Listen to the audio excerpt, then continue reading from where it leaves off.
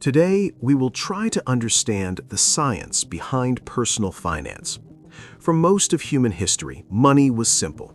You hunted, you gathered, you survived. If you found food today, you ate it today, because tomorrow was never guaranteed. That ancient logic is still alive inside your brain, and that is the hidden reason why managing money in the modern world feels so difficult. When we talk about personal finance, we usually imagine spreadsheets, budgets, and numbers, but the real battle is not mathematical, it is psychological. To understand why people struggle with money, you have to look at two forces working together: the way the human mind is wired and the quiet, relentless power of mathematics. The first obstacle is something psychologists call present bias. Your brain is designed to care deeply for rewards that arrive now and to heavily discount rewards that arrive later. A new pair of shoes today feels real, vivid, and emotionally satisfying. Retirement savings decades from now feel distant, abstract, and oddly irrelevant. Brain scans even show that when people think about their future selves, the brain reacts as if it were thinking about a stranger. In other words, your brain does not naturally feel responsible for the person you will become. This made sense on the savannah.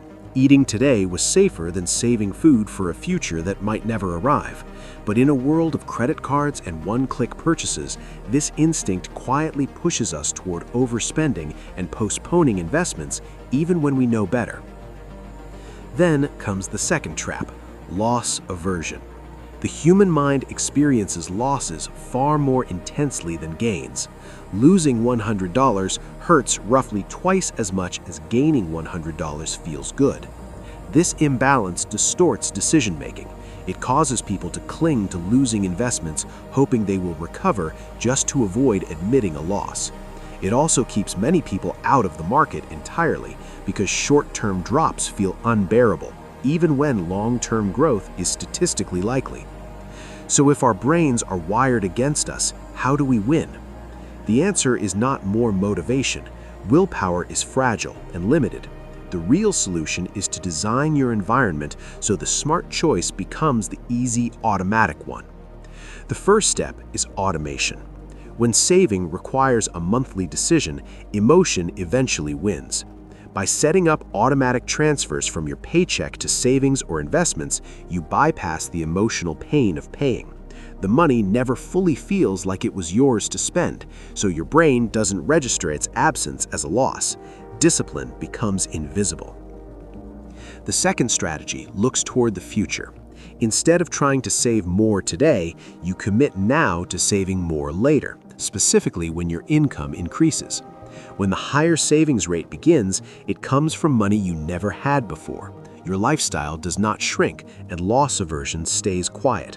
What feels impossible today becomes painless tomorrow. The third tool is time.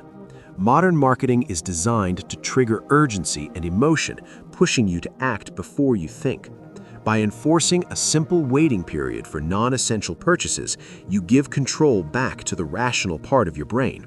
After a few days, many impulses lose their power, and what once felt urgent often fades into indifference. Psychology explains why the struggle exists. Mathematics explains why the effort is worth it. In the center of financial growth lies compound interest. It's the process of earning returns not just on your original money, but on all the growth that money has already produced. Over time, this creates an exponential effect that feels almost unreal. Consider two people. One starts investing a modest amount each month in their mid-20s. The other waits just 10 years before doing the same. The difference is not effort or intelligence, it's time.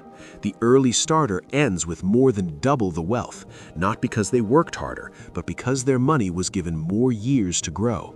In this equation, time matters far more than intensity.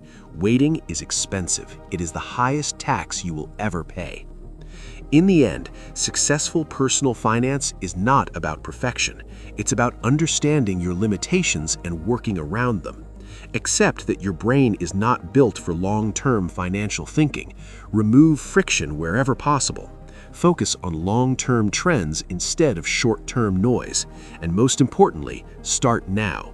Because once psychology is managed, mathematics takes over. And given enough time, it does the heavy lifting for you.